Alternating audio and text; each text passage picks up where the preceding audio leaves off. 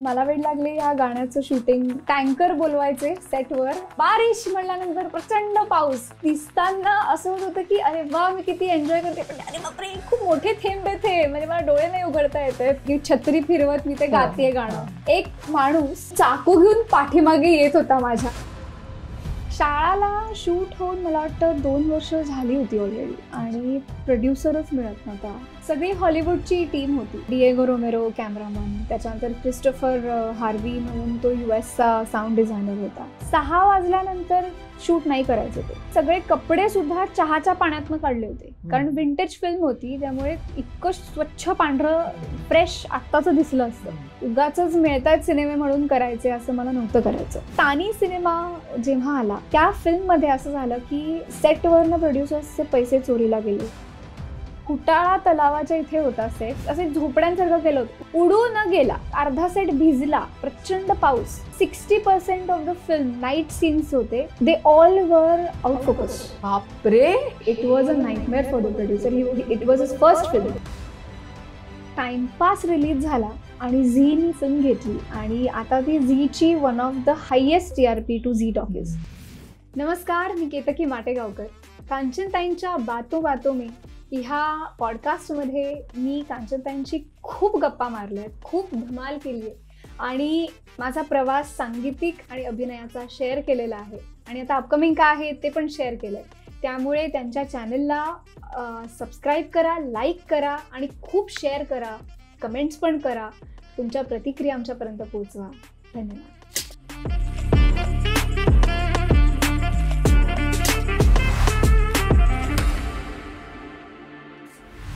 हाय, hello, नमस्कार. मी कांचन अधिकारी. बातो बातो में या माझ्या नव्या कोऱ्या करकरीत यूट्यूब चॅनलमध्ये आपणा सर्वांचं मी मनपूर्वक स्वागत करत आहे. मंडळी, चॅनलला जरूर सबस्क्राईब करा. त्याला पैसे पडत नाहीत हा, पण आमचा हुरूप मात्र त्यामुळे निश्चितपणानं वाढतो. मंडळी, आज आपल्याकडे एक अशी गुणी पाहुणी आलेली आहे की जी नुसतीच अभिनेत्री नाही तर उत्तम गायिका सुद्धा आहे आणि तिच्या बालपणापासूनच तिच्या गायनाची सुरुवात झालेली आहे आणि ती चक्क सॉन्ग रायटर पण आहे. चला तर मग स्वागत करूया अशा सर्व गुणसंपन्न केतकी माटेगावकर हिचं. नमस्कार. नमस्कार. तुला केतकी मी नमस्कार नमस्कार म्हणण्यापेक्षा येस बच्ची असं म्हटलं पाहिजे. मला आवडेल.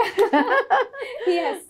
बरं, मला तू एक गोष्ट सांग की तू लोकांपुढे आलीस ती चित्रपटाद्वारे आणि लोकांच्या मनात असं घर केलंस, ते सगळ्यात मोठं म्हणजे काकस्पर्श आणि टाइमपास. सो मी म्हणेन की आज आपल्याकडे आलेली आहे ती प्राजू.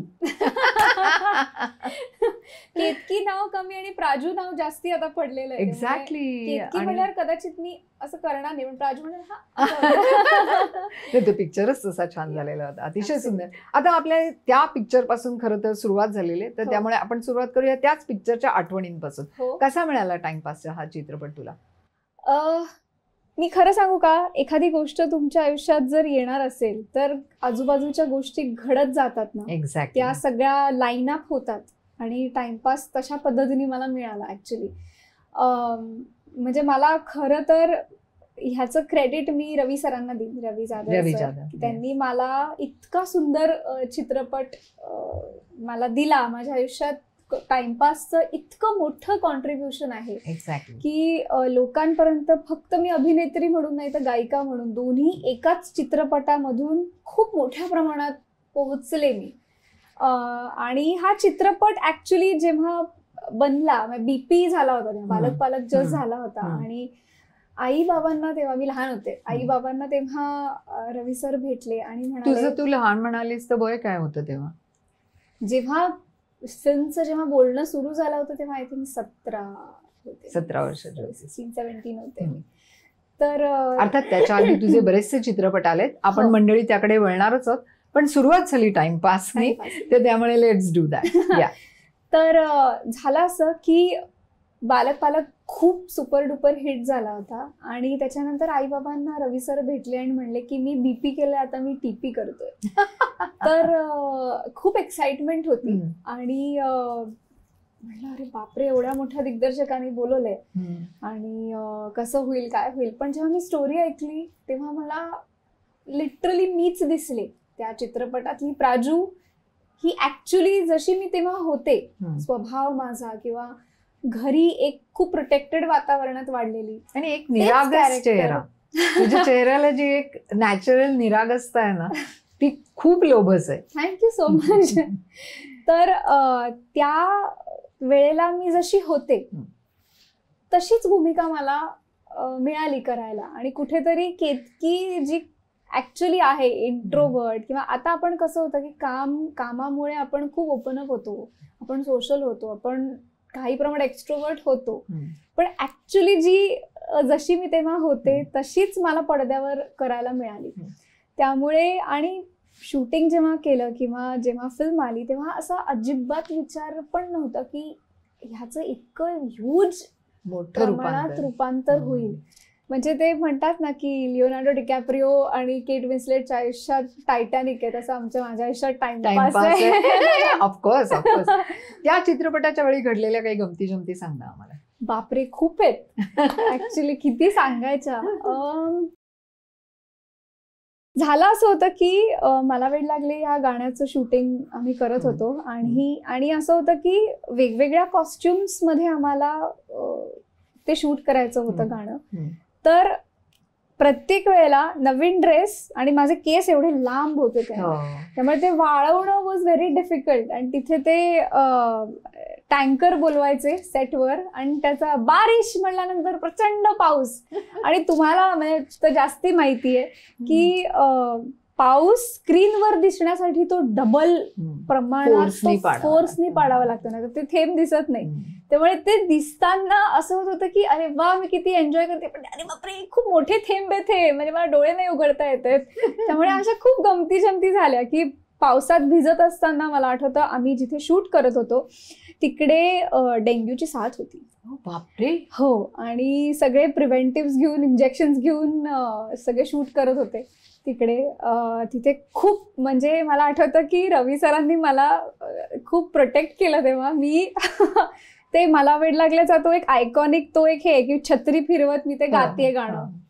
एक माणूस, I think he was not in his census, तो चाकू घेऊन पाठीमागे येत होता माझ्या आणि पटकन रवी सर आले ये बाळा ये असं करून मला बोलवलं. पाहिलं तर एक माणूस होता जो चाकू घेऊन मागून पडत मागे येत होता. पण का आय डोंट नो. अच्छा, he was not in his census.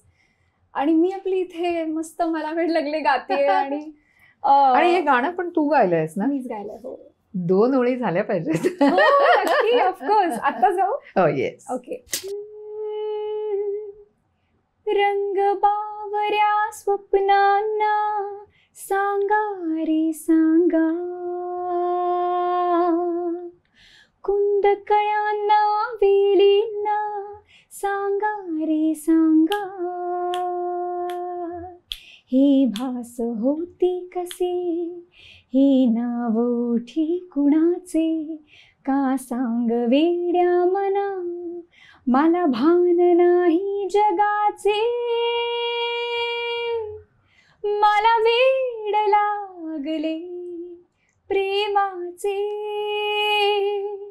मला वेड लागले प्रेमाचे, प्रेमाचे,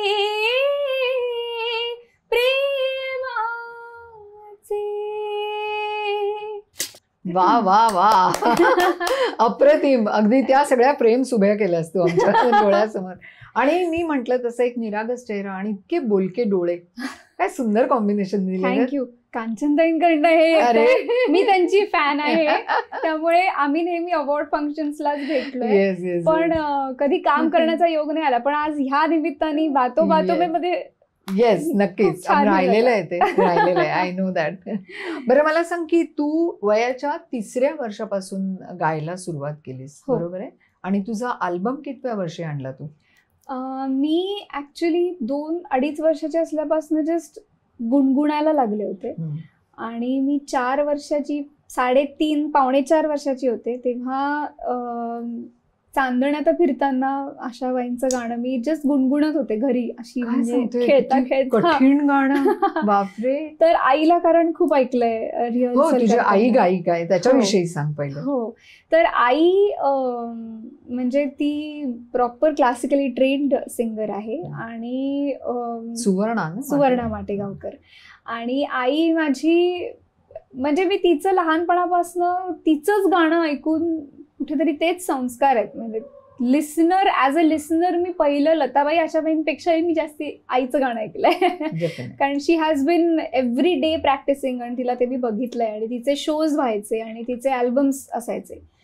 तर तेव्हा मी खूप लहान होते आणि त्यामुळे सतत चांगलंच म्युझिक कानावर पडलं होतं. तर मी असंच चांदण्यात फिरताना मी गात होते आणि तेव्हा सलील कुलकर्णी जे कंपोजर आहेत ते आईबरोबर एक शो करत होते तेव्हा.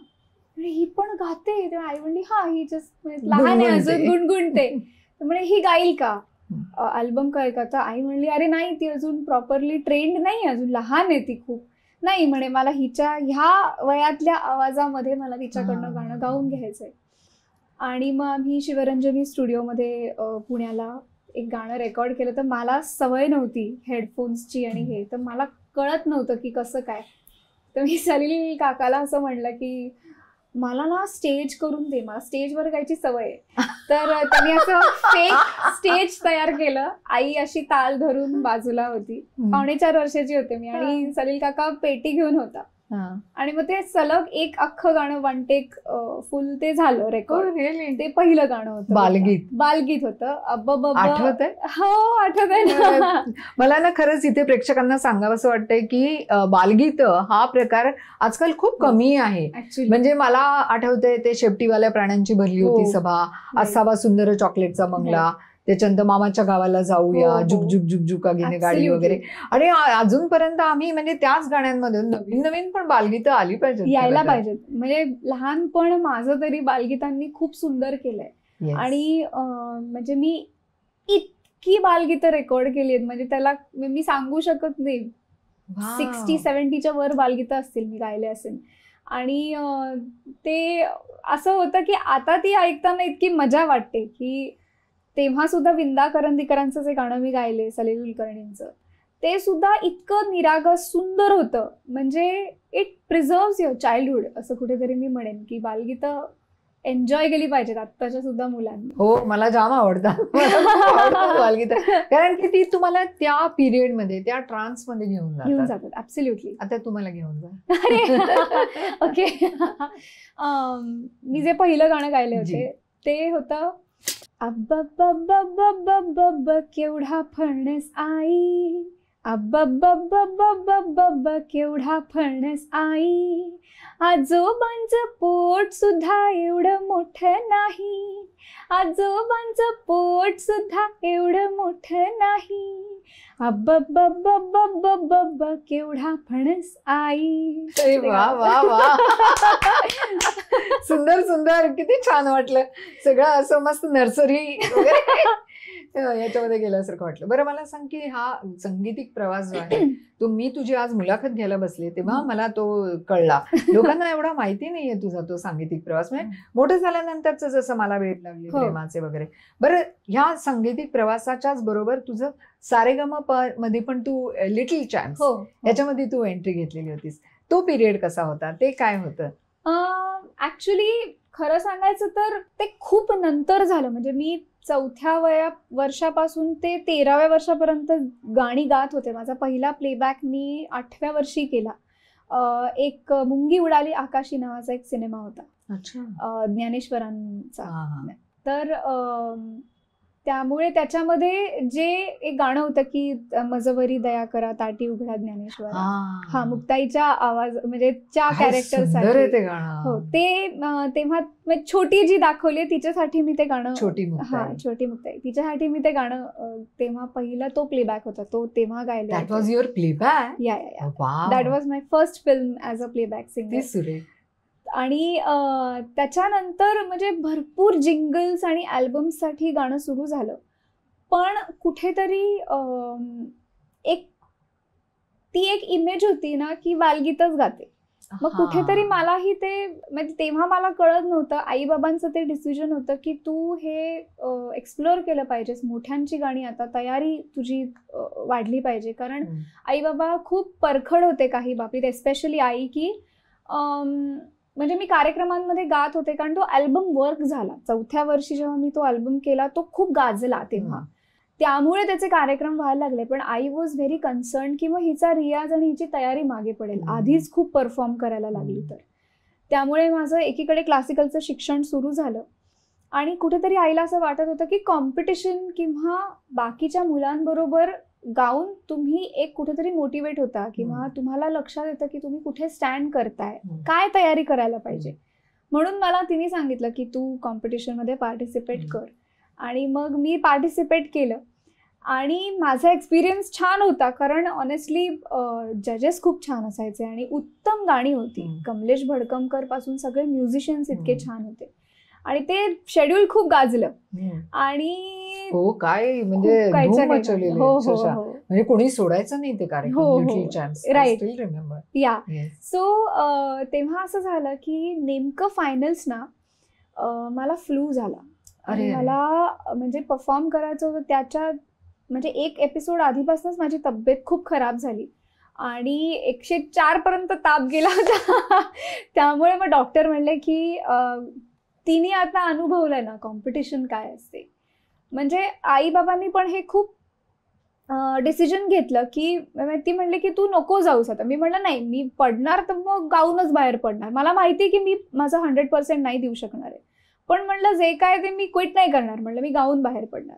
म्हणून मग मी शारदा सुंदर जे गाणं आहे ते मी खुर्चीत बसून गायले होते आणि त्याच्यानंतर मी बाहेर पडले त्या शोमधनं. पण मग मी नंतर पुन्हा कॉलबॅकला सुद्धा मी नाही गेले, कारण तेव्हा मग आईबाबांनी हे डिसिजन घेतलं की गुरुकडे जाऊन शिकायचं प्रॉपर, की अनुभव घेतला होता की कॉम्पिटिशन काय असते. मग इट वॉज म्हणजे थॉट हा नव्हता की तिथे जाऊन जिंकून काय सक्सेस फेम जे असतं, जे मिळतं, विच इज नॉट बॅड, पण तेव्हा त्याची गरज आईबाबांना वाटली नाही. त्यामुळे मग मी देवकी पंडितांकडे शास्त्रोक्त शिक्षण घ्यायला सुरुवात केली आणि मी 7.5 वर्ष त्यांच्याकडे जयपूर घराण्याची गायकी शिकले. आत्ताही शिकतेय मी रघुनंदन पणशीकरांकडे अधूनमधून. त्यामुळे शिक्षणावर नंतर मग जास्ती फोकस करायचं ठरवलं. पण मग आता काही त्यातली एखादी चीज म्हणा किंवा बंदिश म्हणा किंवा असं काही आहे का?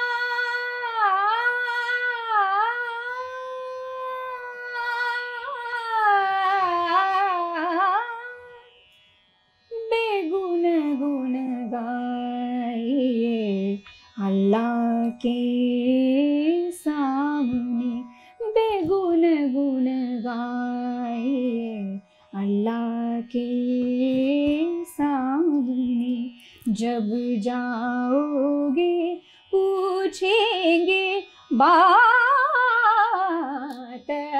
बेगुन गुन गाइए अल्लाह के सामने. नबी का कलमा कलमा, नबी का कलमा हर दम जुबां पे रखना, जब जाओगे पूछेंगे बात, बेगुन गुन गाए बेगुन गुन गाए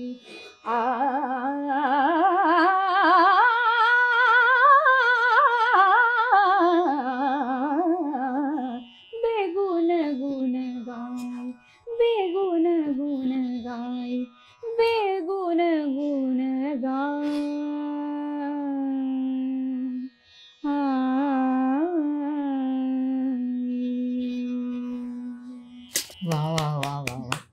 अप्रतिम, अक्षरशः अप्रतिम हा एकच वर्ड आहे.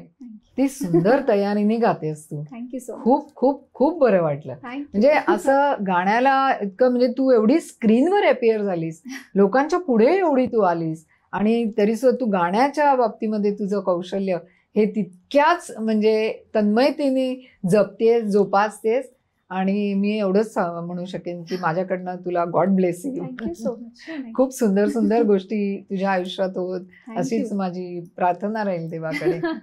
बरं, आता आपण जाऊया तुझ्या पहिल्या चित्रपटाकडे. Okay. Okay, so you let me know, तुझ्याकडे तुझे तर भरपूर चित्रपट आहेत, हो. तो त्यातला पहिला चित्रपट कुठला तुझा? ऍक्च्युली ही खूप गंमत आहे की युजली जेव्हा तुमचा डेब्यू होतो तेव्हा चित्रपटात येतं की काय म्हणतात त्याला, इंट्रोड्युसिंग केतकी माटेगावकर. येस. तर ते माझ्या आयुष्यात काय आहे हे मला माहिती नाहीये गंमत, पण सगळं 2-2 आहे इन ऑल गुड वे. की गाणं आणि अभिनय. अच्छा. तसं पहिलं इंट्रोड्युसिंग केतकी माटेगावकर सुद्धा 2 चित्रपटांमध्ये आलं होतं. ओह रिअली? ऍक्च्युली अच्छा. ती पण गंमत मग आहे. पहिला साइंड कुठला होता? आरोही नावाची एक फिल्म होती. हा. आरोही गोष्ट तिघांची. प्रमोद जोशी त्याचे डिरेक्टर हा. होते आणि मृणाल कुलकर्णी, मी आणि किरण करमरकर हो, असे तिघं हो, लीड हो. मध्ये होतो. आणि ऍक्च्युली मी जस्ट रियालिटी शो मधनं एका बाहेर पडले होते, त्यामुळे they wanted me to be there, कारण गायिकेचीच भूमिका होती आणि ती आणि रिअलिटी शोला धरूनच होती रियालिटी गोष्ट. शोला हो. धरूनच ती स्टोरी होती. हा. आणि ते म्हणले की आम्ही अशा व्यक्तीच्या शोधात आहोत जी मुळात गायिका आहे हम्म. आणि जी अभिनय करू शकेल. त्यामुळे त्यांनी मला अच्छा. कास्ट केलं. पहिल्यांदा. हा. आणि Okay. मग एकीकडे सुजय डहाके, सुजय दादा शाळाचं स्क्रिप्ट घेऊन आला. ओ वाव, ते तर म्हणजे अप्रतिमच. शाळा वॉज द वंडरफुल फिल्म. तर loved it like anything. Thank you so much. त्या फिल्म मध्ये लव्ह स्टोरी होती आणि मी नाही म्हणले होते त्याला. मी म्हणलं डोंट की टेल मी. का? नो, की नाही, हे काय लव्ह स्टोरी, हे रोमॅन्टिक वगैरे मला नाही जमणार. आणि मी खूपच म्हणजे पण तुला सगळ्या लव्ह स्टोरीजच मिळाल्या. नंतर ऍक्च्युली तेच झालं. आणि- शाळापासून जी सुरुवात झाली ते फार हो. टाइमपास पर्यंत ते इव्हन काकस्पर्श वगैरे हो. त्याच्यामध्ये पण ते अँगल असा लव्ह स्टोरीज होता. होती. हो. त्यामुळे म्हटलं नकोय मग आता घे असं झालं. त्यामुळे आईने कादंबरी वाचलेली होती शाळा. हा. आणि आई म्हणली तू कादंबरी वाच हा. आणि मग डिसिजन घे. आणि मी कादंबरी वाचली आणि मी प्रेमात पडले. म्हणजे मिलिंद बोकीला मी अप्रतिम कादंबरी लिहिली होती. आणि मग मी म्हणलं की नाही, आपण अनुभव म्हणून करायला हरकत नाही. आणि मी म्हणेन शाळाच्या निमित्ताने अभिनय was a positive accident in my life. गाण्याने अभिनयाला इंट्रोड्यूस केलं आणि अभिनयामुळे गाण्याला सुद्धा एक कुठेतरी उंची प्लॅटफॉर्म मिळाली. मिळाला. Yes, असं yes, झालं. yes. त्यामुळे it has always worked for me. शाळाच्या वेळेला गंमत अशी झाली की सुजय दादा म्हणला, अगं पण तू आता आरोही फिल्म करतेस, मग शाळाचं बघ ना, तू विचार कर, कारण मला नवीनच चेहरे हवेत. कारण नंतर म्हणजे काहीच त्याचं वर्किंग सुरू झालं. त्यामुळे मी इथे ही फिल्म केली आणि मग असं एक पॉइंटला झालं होतं की मग बहुतेक मी शाळा नाही करत आहे फिल्म. म्हणजे मी करत आहे म्हणजे ही वॉन्टेड समबडी न्यू. पण आरोही तोपर्यंत रिलीज झाली नव्हती. त्यामुळे मग आम्ही इकडे शाळाचं शूट सुरू केलं. सो शाळा पहिले रिलीज झाला. त्यामुळे आणि मग स्क्रीनवर आरोही. पहिल्यांदा शाळा. हा. So release. पण that's a good thing which has happen to you. Yeah. Because शाळांनी तर मला वाटतं नॅशनल अवॉर्ड पण पटकावलेला आहे. हो. सो त्यामुळे आणि काय सुंदर रोल होता त्याच्यामध्ये. ते हो. मला अजूनही आठवते ते स्कर्ट ब्लाउज मध्ये आणि ते दप्तर वगैरे घेतलेली आणि असं मागे म्हणून आणि फार सुंदर ट्रीटमेंटही फार सुंदर खूप दिली छान. होती सुजयने. म्हणजे अप्रतिम दिग्दर्शन हा. होतं त्याचं. आणि छान. सगळी हॉलिवूडची टीम होती. हो ना? डिएगो रोमेरो कॅमेरामन, त्याच्यानंतर क्रिस्टोफर हार्वी म्हणून तो युएसचा साऊंड डिझायनर होता. त्यामुळे त्यांचं खूप मेटिक्युलस प्रोसिजर त्यांची असायची कुठल्याही गोष्टीची. म्हणजे पण कसं even असायचं shootच्या म्हणजे वेळेला लाईक आपल्याकडचे डीओपी आणि तिकडचा डीओपी, तुला काय फरक जाणवतो? मी ऑनेस्टली खूप लहान होते, त्यामुळे हा. मला एवढं नॉलेज अजूनही नाहीये. टेक्निकल नॉलेज मी नाहीये मला. पण मी म्हणेन की 6 वाजल्यानंतर शूट नाही करायचं. ते त्यांना नॅचरल लाईट मध्ये shoot they use to prefer, की no light no okay no हे. किंवा त्यांनी मला आठवतं की बेसिक आपण नो मेकअप पण करतो ना कधीतरी, की आम्हाला म्हणजे मला जोशीचं कॅरेक्टर केलं होतं, आम्हाला मेकअप केले होते. पण मी काढला तो मेकअप आणि no still too much makeup too much. म्हणलं ते म्हणे नाही तू साबणाने चेहरा धुवून ये. मग मी साबणाने चेहरा धुतला, केसाला तेल लावलं आपलं पॅराशूट ऑइल आणि वेण्या घातल्या. Literally I am not joking, बाबा असायचे माझ्याबरोबर. तर सेटवर जाताना मेकअप आर्टिस्ट हा प्रकारच नव्हता. मला बाबा वेण्या घालून द्यायचा रूमवर आणि मी तशीच जायचे युनिफॉर्म घालून, शाळेत गेल्यासारखं शाळेत जातो. हा, आणि त्याच्यात शूट केलं, त्यामुळे तो नॅचरल लुक आला. सो हा त्यांचं खूप इंटरेस्टिंग मला वाटलं की आणि मला आठवतं की सगळे कपडे सुद्धा चहाच्या पाण्यातनं काढले होते, कारण विंटेज फिल्म होती त्यामुळे इतकं स्वच्छ पांढरं फ्रेश आत्ताचं दिसलं असतं. त्याला सुद्धा एक टिंज दिला होता की ते पिरियड फिल्म ती वाटेल. इतकं बारीक बारीक काम मी कधीच अनुभवलं नव्हतं. लकी गर्ल आहे मस्त. 100% लकी, व्हेरी लकी. सो ते एक झालं. आणि काय मी काय म्हणू, तिथे खूपच मजा आली. शाळा has taught me a lot, कारण तेव्हा मी अवघा रंग करत होते, संगीत नाटक. त्यामुळे अभिनय करताना लाऊड करायची सवय होती. पण शाळा केलेस तू, त्यांची आठवण सांग प्रभाकर पणशीकरांची. एवढे स्टॉलवर्ट आणि एवढं अवघा रंग एकाची झाला. मीना नेरुरकरचं होतं. Meena Nerurkar, yes yes yes. So तुम्ही अब्रॉडला पण म्हणजे शोज केले त्याचे? मी नाही केले. स्वरांगी जी पहिल्यांदा करायची तिने ते शोज तिथे केले आणि मी त्याच्यानंतर जॉईन झाले. तर झालं की सारेगमपा मधनं मी जस्ट बाहेर पडले होते आणि मला पंतांचाच फोन आला डायरेक्ट, आणि रघुदादांचा फोन आला की असं असं आम्ही नाटक हे आहे, माहितीये तुला? म्हणलं हो मला माहितीये, तर तू एकदा बघायला ये. आणि मी बघायला गेले आणि त्यांनी स्टेजवर बोलवलं मला आणि डायरेक्ट स्टेजवर विचारलं की मग आता बघायला करायला आवडेल का? मी अशी शॉक्ड होते. म्हणलं अरे बापरे, it's such a huge opportunity. आणि मी संगीत नाटक करण्याचं कारण एकच होतं की मला नाट्यसंगीत शिकायला मिळणार होतं, मला रघुदादांकडे शिकायला मिळणार होतं.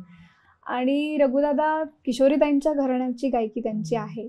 पण मला आनंद या गोष्टीचा आहे की त्यांनी इतकं म्हणजे परफेक्टली माझ्याकडनं सगळी नाट्यगीतं बसवून घेतली होती की मग त्याच्यामध्ये इंग्लिश गाणं पण गायचं होतं, डान्स करता करता गायचं होतं, रडता रडता गायचं होतं, अशा खूप गोष्टी करायच्या होत्या. आणि म्हणजे नाटकात तर काय तुम्हाला माहिती आहे की किती गमती जमती होतात. पण कुठेतरी ॲज अन ॲक्ट्रेस म्हणून पंतांनी पहिला अभिनय शिकवला की एक पात्र आपण फिल्ममध्ये शॉर्ट बाय शॉर्ट जातो, पण सलग 3 तास ते कॅरेक्टर जगणं. कुठेतरी मला असं लक्षात आलं की नाही, हे उगाच आपल्याला फेस व्हॅल्यू मिळते म्हणून अभिनय नाही केला पाहिजे. It's a very serious art, ती शिकली पाहिजे. आणि मी ॲक्च्युली त्याच्यानंतर मग एकीकडे किशोर नमित कपूर त्यांच्याकडे सुद्धा मी काही ॲक्टिंग लेसन्स शिकले सुद्धा, की आय वॉन्टेड टू लर्न की उगाचच मिळतात सिनेमे म्हणून करायचे असं मला नव्हतं करायचं. म्हणून मग ते पण मी करत होते, अवघा रंग पण मी करत होते आणि शाळा हे सगळं होतच गेलं. मग काकस्पर्श कसा काय आला? काकस्पर्श एकातनं एक मंडळी मला ना destiny, when you expect the worst best things happen. शाळाला शूट होऊन मला वाटतं 2 वर्ष झाली होती ऑलरेडी आणि प्रोड्युसरच मिळत नव्हता. तर सचिन खेडेकर त्यांनी शाळाचा ट्रेलर फेसबुकवर बघितला आणि ते म्हणले की महेश असं एक मुलगी आहे, तू बघ तिचं काम, मला तरी खूप म्हणजे आवडलं आहे, तर तू बघ, चेक द ट्रेलर. तर महेश सरांनी तो ट्रेलर बघितला. काहीतरी ते म्हणले की रात्री 1-1:30 वाजता वगैरे बघितला आणि त्यांना तो ट्रेलरच इतका आवडला की त्यांनी ती फिल्म प्रेझेंट करायचं ठरवलं. त्यांनी म्हटलं, पण त्यांनी खूप तारीफही केली होती त्याची. हो, आणि मग त्यांनी ग्रेट मराठाच्या अंडर ती फिल्म घेतली आणि फिल्मच रिलीज केली. आणि बिफोर रिलीजिंग द फिल्म, म्हणजे इवन बिफोर शाळा रिलीज, सो 3 फिल्म्स माझ्या शूट करून रेडी होत्या. आरोही वॉज रेडी, शाळा वॉज रेडी, काकस्पर्श शूट करून रेडी होता तेव्हा शाळा रिलीज झाला. सो शाळा तेव्हा रिलीज झाला आणि मग काकस्पर्शचं शूटिंग आम्ही एकीकडे सुरू केलं होतं आणि तसा मला उमाचं कॅरेक्टर मिळालं. ब्युटिफुल. किती मस्त मस्त फिल्म्स आहेत खरं तर तुझ्या नावाला. त्याच्यानंतर एक तानी नावाची हो. एक फिल्म होती हो. की जी तू केलीस, हो. आणि मला वाटतं तुला त्याच्यासाठी अवॉर्डही मिळालेलं होतं का तानीसाठी? तानीसाठी नाही, मला स्टेट अवॉर्ड शाळासाठी मिळालं शाळासाठी होतं. मिळालं. आणि ऍक्च्युली शाळाच्या वेळेला मला आठवतं की माझा जो को ऍक्टर होता अंशुमन जोशी, हा. तो झी गौरवला गेला होता. आणि अच्छा. म्हणला अरे मला जमणार नाहीये येणं, माझं क्लासेस आहेत, माझं कॉलेजमध्ये 11वीत होते मी तेव्हा. म्हणलं मला अभ्यास आहे, मी नाही येऊ शकत.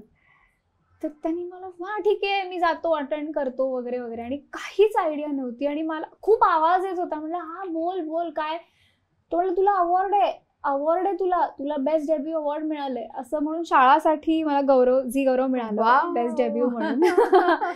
सो ते मिळालं. मग मला त्या वर्षात 12 अवॉर्ड मिळाले होते मला आठवतं.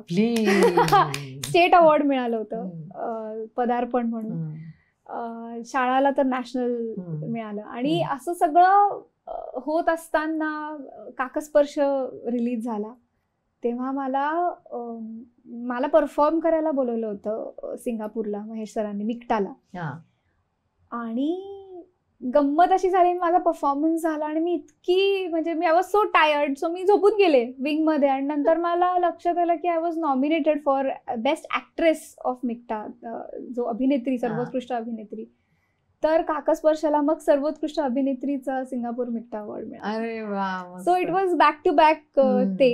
आणि मग तानी सिनेमा जेव्हा आला, ऍक्च्युली ना त्या फिल्म मी म्हणलं ना की आपली एक डेस्टिनी ती घेऊन येते कुठलीही फिल्म. त्या फिल्ममध्ये असं झालं की जे जे नाही व्हायला पाहिजे कुठल्याही प्रोड्युसर बद्दल, आता तुम्ही अंडरस्टँड करू शकता, ते सगळं झालं. म्हणजे सेटवरनं प्रोड्युसर्सचे पैसे चोरीला गेले. त्याच्यानंतर सेट उडून गेला, कारण आउटडोर शूट करत होतो. उडाला. फुटाळा तलावाच्या इथे होता सेट, उडून गेला. लिटरली अर्धा असं करून ते असे झोपड्यांसारखं केलं होतं, उडून गेलं. त्याच्यानंतर अर्धा सेट भिजला, प्रचंड पाऊस, खूप काही. म्हणजे मला आठवतं 60% of the film night scenes होते, they all were out focus. बापरे. हो, 60% ऑफ द फिल्म वॉज बापरे. It's a nightmare for a producer. अरे पण आता तर चिप वरती आहे, आता तर तिथल्या तिथे कळतं. नाही, तेव्हा रीळ होते. निगेटिव्ह. हो. आणि तेव्हा असं होत होतं की I don't know what happen, but they were sending it to the lab आणि without checking they were approving it. आणि it was a nightmare for the producer. It was his first film. Ajay thank Thakur. God. माझ्या आयुष्यात हा कसं कधी झालेलं नाही. आउटफोकस काही आलेलं नको बाई.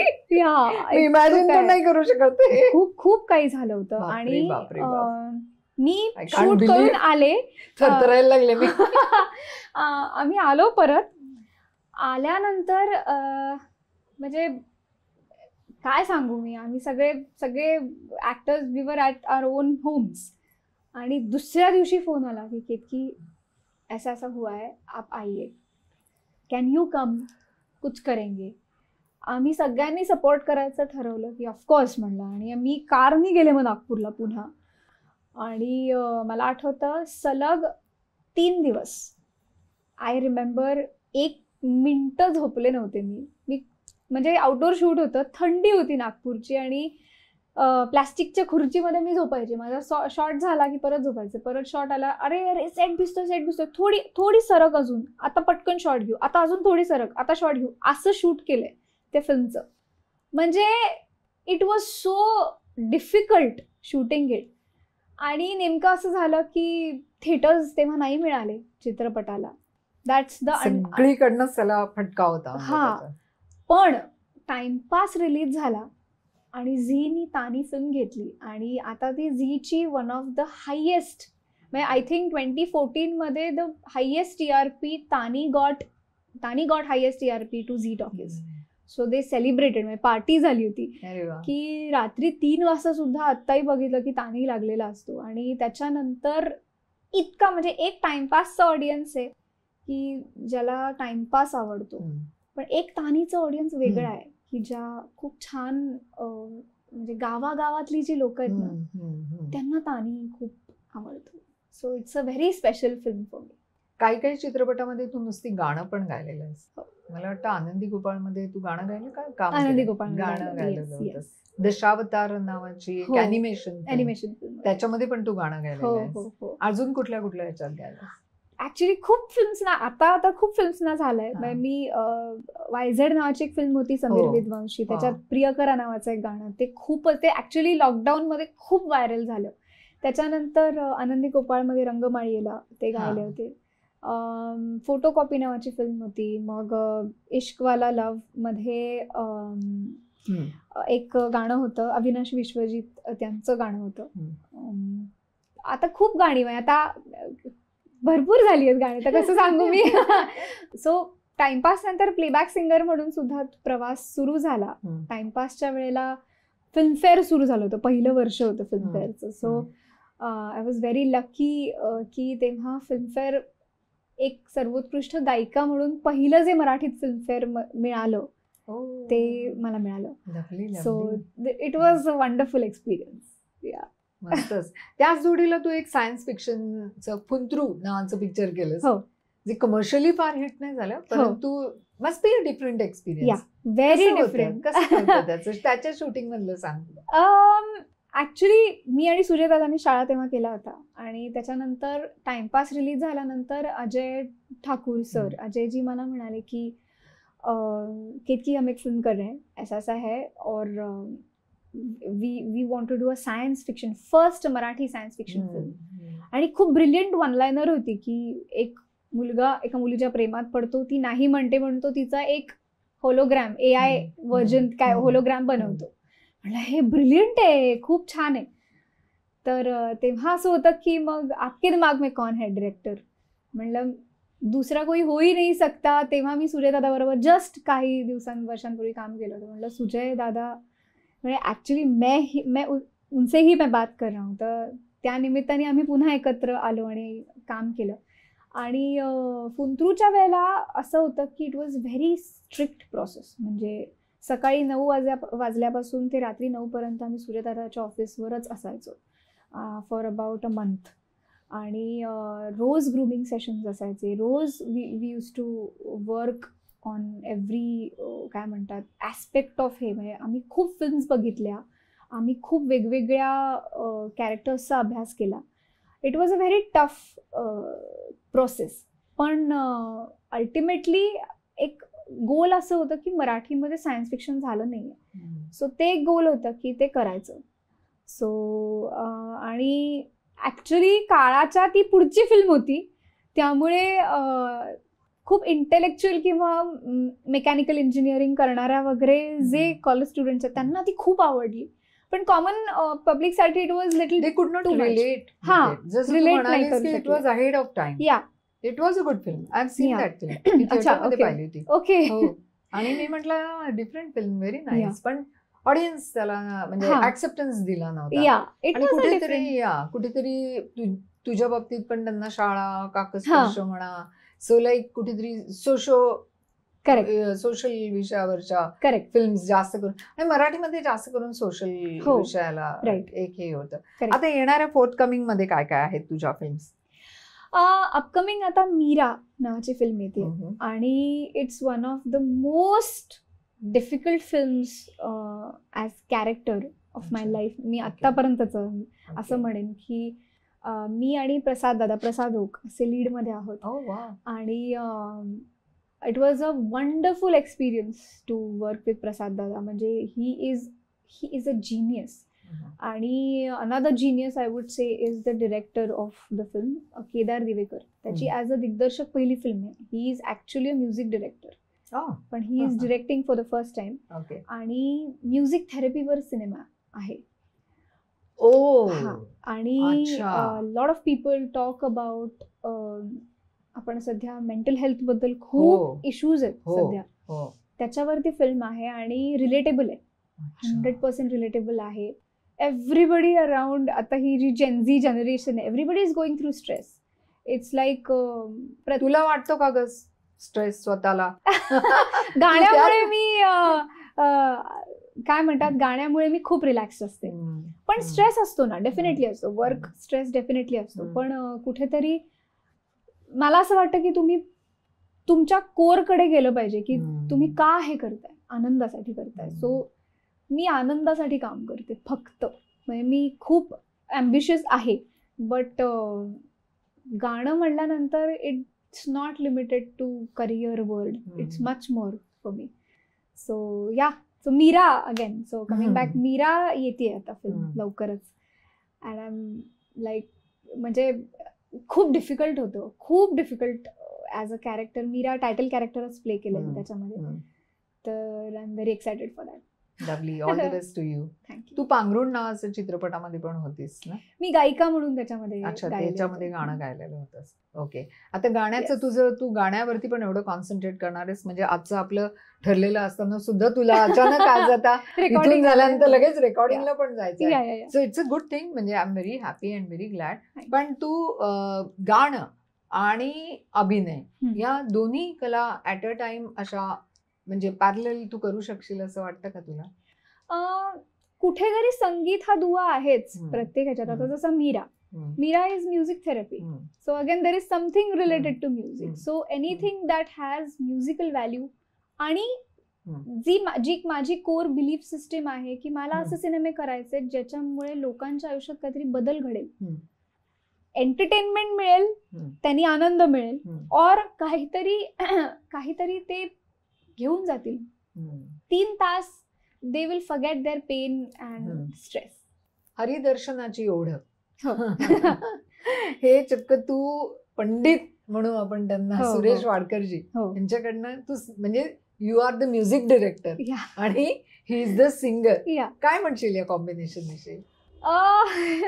ऍक्च्युली हरिदर्शनाची ओढबद्दल अगेन ॲज अ कंपोजर पुन्हा मी म्हणेन की it was a positive accident. कारण मी लहानपणापासून, मी 7-8 वर्षाची होते तेव्हापासून मी छोट्या छोट्या कविता कंपोज करायचे. आणि मला आठवतं की ते फुलपाखरू नावाची एक कविता होती ना आपल्याला शाळेमध्ये, छान किती दिसते. ती शाळेमध्येच होती ना, शिकायला होती. तर मला मराठी टीचर म्हणलं की हा तू कर, हे गा. म्हणलं हो गाऊ कसं, याला कॉम्पोजिशन, हा काहीतरी जुळव, काहीतरी चाल लाव.